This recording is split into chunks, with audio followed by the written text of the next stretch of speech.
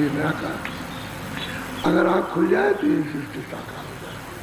ये जड़ सृष्टि, जड़ आंखें जब खुल जाएंगे तो साकार हो जाएंगे, और जड़ आंखें बंद हो गए तो। इसी तरह से सब लोग कहते हैं कि परमात्मा निराकार।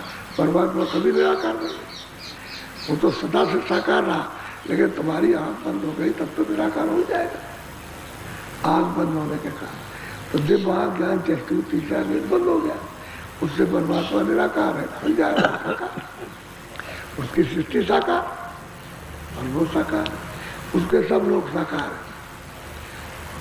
तो किसी भी लोग पे जाओ तो किसी स्थान पर सब लोग साकार, और आंख बंद हो जाए तुम्हारी तो सब लोग निराकार। पर इतना ही अंतर है साकार और निराकार।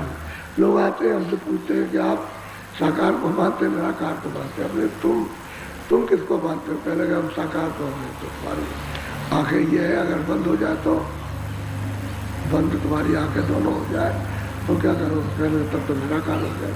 तो मेरे इतना ही अंतर समझो।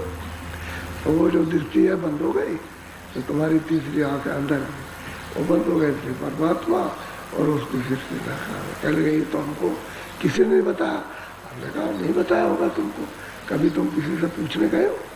तुमने पूछा, उसका तुमको उत्तर मिल गया। सीधा सीधा काम, आँख बंद हो जाए निराकार, आँख बंद हो जाए ये सृष्टि साकार।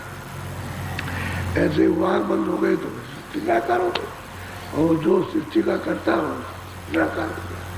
आँख खुल जाए तो सृष्टि साकार हो।